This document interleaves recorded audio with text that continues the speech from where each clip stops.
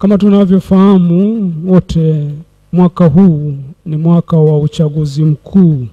Mwaka wa 2025 ni mwaka wa uchaguzi mkuu.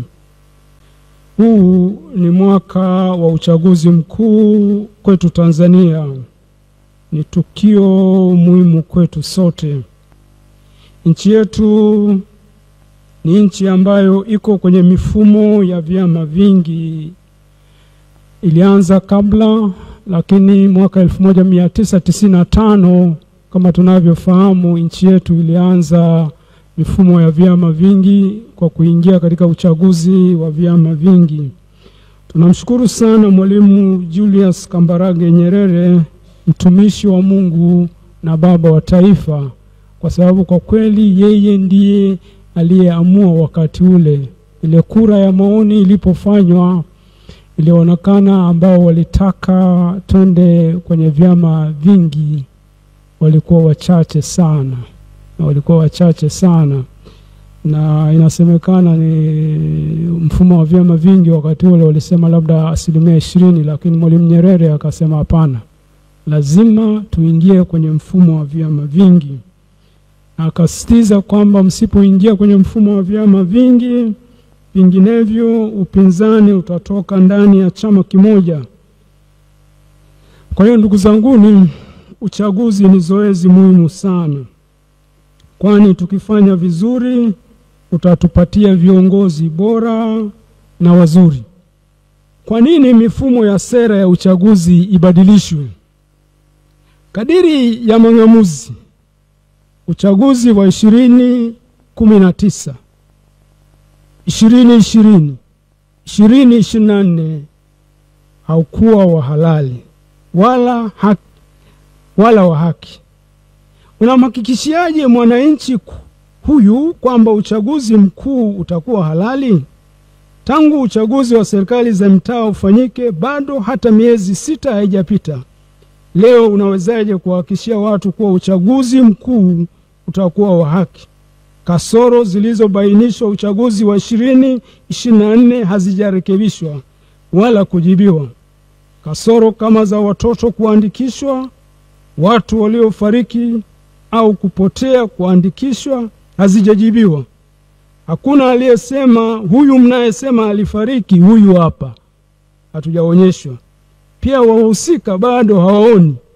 Vyombo vya ulinzi na usalama kama sehemu ya uchaguzi ni shida na kasoro. Tume ya sasa haifai. Kama ndio walioharibu uchaguzi wa 2024, kwanza wana ukakasi katika kutasfiri kwao kanuni za uchaguzi. Pia kwa maeneo waliokuwa kabla na waliowateua, ni ngumu kwao kusimamia haki.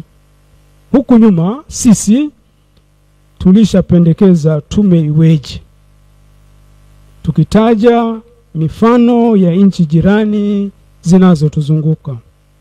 Ni jukumu letu sisi wananchi kulinda amani ya nchi yetu, kwa sababu amani inapatikana kwa shida sana, na tukipoteza hatutaipata.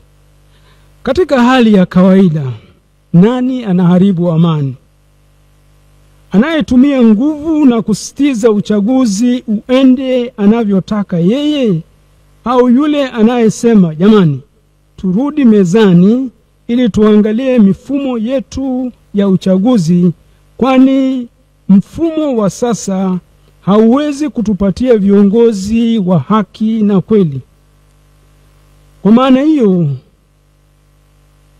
kama amani inapatikana kweli kwa kurudi mezani, kwa maana hiyo wote waliokamatwa kwa kudai haki, wakiwemo viongozi wa vyama vya kisiasa, waachiwe haraka na bila masharti, na wengine wasikamatwe wala kusumbuliwa, na pia mihimili isiingiliwe, mbali itende kazi zake kwa haki. Demokrasia What's your name? I name it Laura. Do you mean my name is Laura? Yes, perdón. Madikteta wengi duniani na hata hapa Afrika hawataruhusu uchaguzi ufanyike, kwani wataogopa uchaguzi ukifanyika hawatachaguliwa. Na kama wataruhusu uchaguzi, wataharibu mifumo ya uchaguzi ili wabaki madarakani. Tanzania hatujafika huko. Watu wasipochagua kwa uhuru, demokrasia itakufa. Hii ni nchi ya waelewa, nchi ya wastaarabu, nchi ya wachamungu na wenye kupenda demokrasia na amani. Katika misingi ya demokrasia, mamlaka ya serikali yanatokana na serikali iliyochaguliwa kihalali. Demokrasia ya ukweli, viongozi watawajibika kwa wapiga kura. Kura ni wakala wenye nguvu. Wananchi wasiporwe nguvu yao ya kupiga kura na kuchagua. Kasoro zilizojitokeza zinapaswa kurekebishwa haraka, na kukiwa na nia ya dhati kutoka kwa wahusika, muda unatosha kabisa kufanya hayo marekebisho kabla ya uchaguzi mkuu. Wito ya kwanza, tuiombee nchi yetu iwe nchi ya amani na kuwa na viongozi wa haki na wazalendo. Ya pili, sauti na vilio vya watu visikilizwe. Tatu, wahusika wakae na wadau wote wa uchaguzi kuruhusu mabadiliko yale ya lazima kabla ya uchaguzi mkuu. Mwisho, kila mtu amogope Mungu na kuisikiliza dhamiri yake, sauti ya Mungu inayozungumza ndani mwetu. Mwisho, kwa ninyi ndugu zangu Wanalindi na wengine mlioko hapa na watu wote wenye mapenzi mema na nchi yetu, na watakia Pasaka njema ya furaha na amani.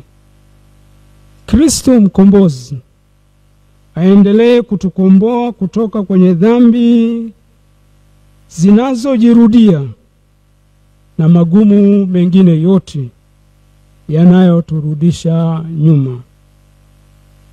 Bwana amefufuka. Haleluya, haleluya.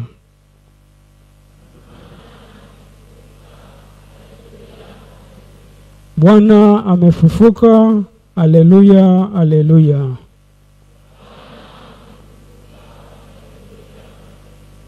Nawatakia Pasaka njema. Asanteni sana.